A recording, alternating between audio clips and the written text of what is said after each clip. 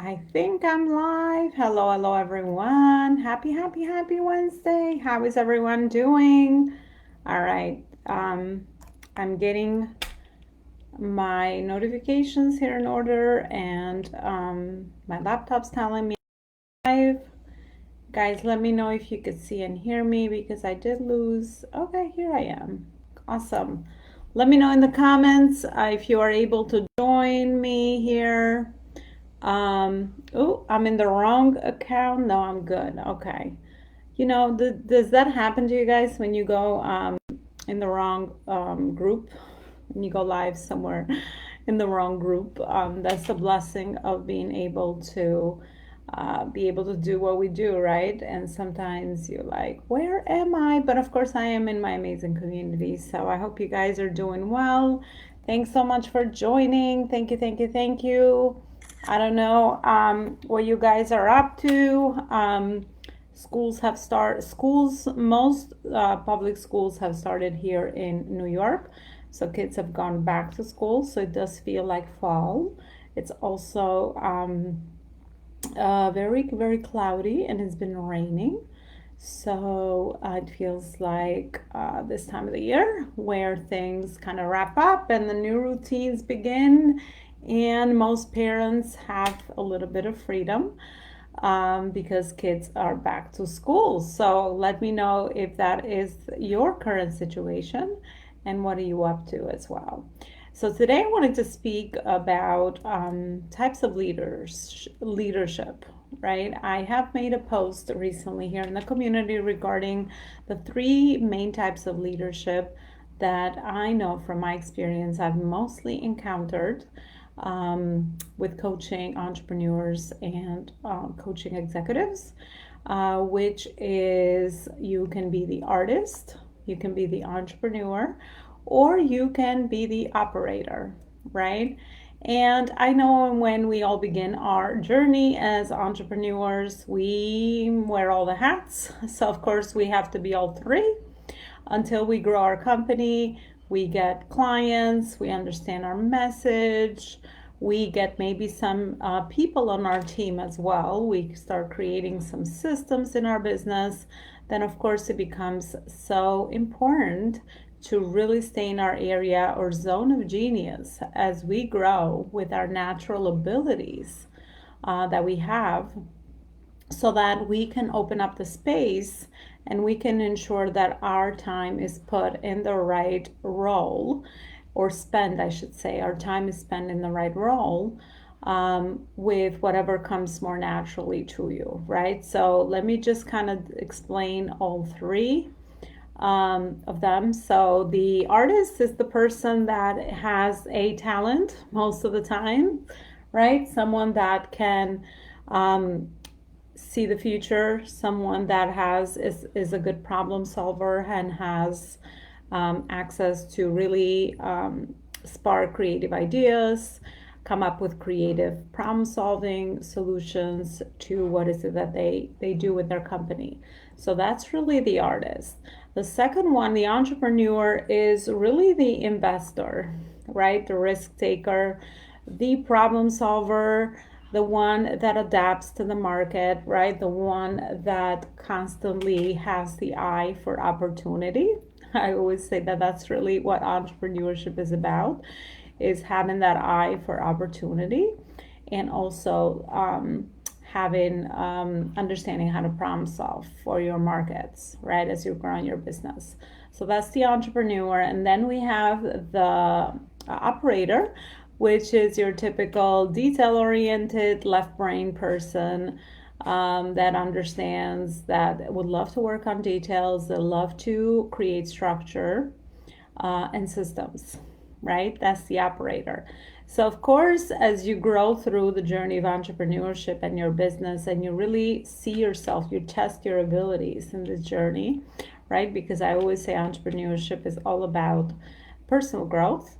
As you test yourself so many different avenues, you will realize that you have natural abilities for one of these three things. So you do fit in one of these categories.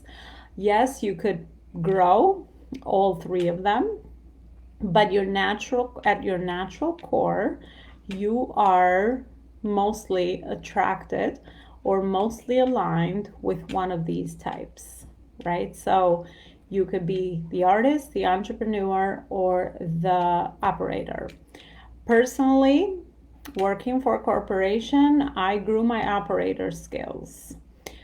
And then in entrepreneurship, I learned that I was a really great entrepreneur, and I cross paths, or I interject with artists, the artist a lot of times, because of my creativity that I have developed as I've grown my business. So, but if I were to stay in my zone of genius, I would definitely stay mostly in the artist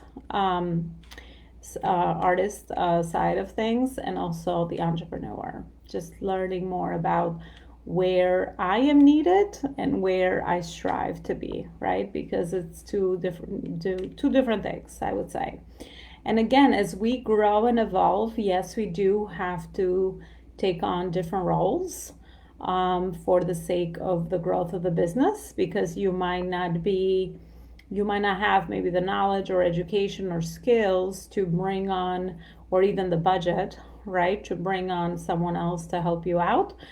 But you do want to surround yourself with a team of people that complements you.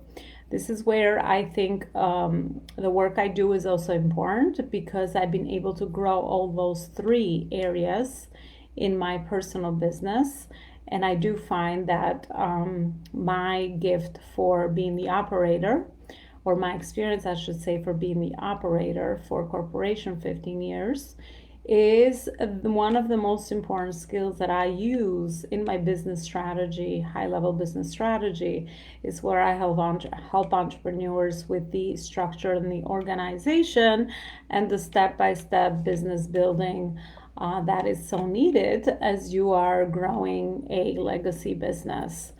But of course, my natural abilities lie with visionary leadership, which is mostly found in the artist level of things. And then the entrepreneur, as far as looking at where other people see barriers, looking at those as opportunities, and helping entrepreneurs capture those opportunities in their businesses based on what makes sense for them, and how is it that they can actually grow their brands, grow their businesses, market themselves, right?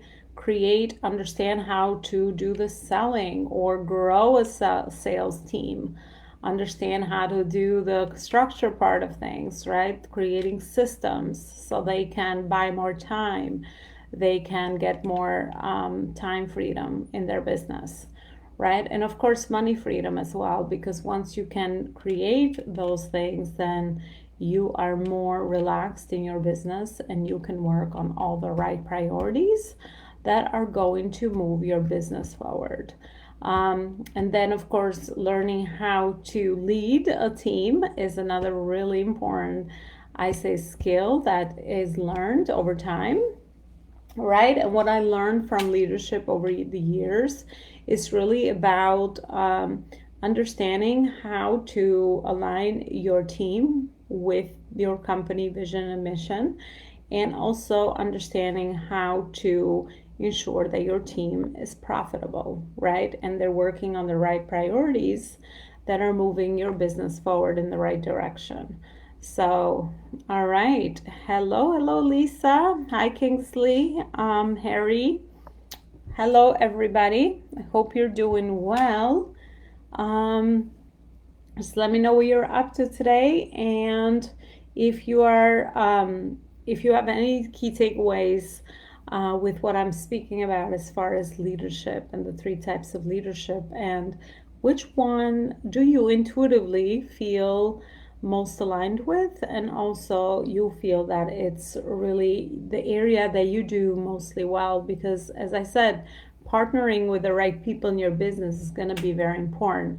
I personally tend to attract a lot of heart driven entrepreneurs and the artist type of leader, right? So, of course, makes us a great match in partnership because of all the other abilities that I can bring to the table to help them grow their business. But a lot of times, we need to understand our true type that we actually are, so that we know who are the other people that we need to add to our team, so that we can complement one another, and of course work for that common cause, vision, mission, whatever you are driving forward with your particular business. I think it's really important. I also have an event coming up on September 19th to the 27th. Is called 7 Days to Building a Legacy Business. So I would love to invite you there, and I'm teaching my framework of me growing my own business very successfully, but also working with corporations, not only as corporate clients, but also my 15-year experience. So I'm teaching my framework that I've developed over time of what I think is the foundational pieces that are needed in your business, which I have already identified. So I'm teaching one of these foundational pillars every day of the 7 days. So I would love for you to come and join me, because I'm sure you walk away with an education to what is it that you might be missing in your business. What are those aha moments that you need to do to start connecting all the different pillars of the foundational pieces that I mentioned, from your branding, your marketing, your sales, your systems, and your team, how to start connecting all of these in your business, so that you understand where their gaps are, but you also understand how to close the gaps. Because at the end of the day, that's what we need to do, right? How we need to be aware of where the gaps are, so that we understand how to actually close the gaps. So post a link to that event. It's actually here on my community. It's already created as an event, so you can just go check that out for September 19. And then it's also available on Instagram on my most recent post, where you can find the event details, and you can add it to your calendar right away, because we know as entrepreneurs, if it doesn't go on our calendar, it's not happening, right? Unless something's popping in your calendar, you're just not going to know how to give it priority, because you're being pulled from a lot of different directions a lot of times. So when you make your plan of the week, and by the way, I don't know if any of you guys do prioritize your week or give it a theme, but I would suggest that that's something that I do really intuitively at this point, but really understanding what are my 3 main priorities for the week that I'm going to complete and get done, so that if those are finished and complete, those are going to be the most important things that are going to drive my business and my projects forward. So I don't know if any of that resonates with you, but let me know. But I will include the link to that. So I would love to see you guys as part of the event. It is free education, high level education to your business growth. And I always say, once you understand the fundamentals, then you can build your business as big or as small as you like to, right? It's just like that foundation when you build a home.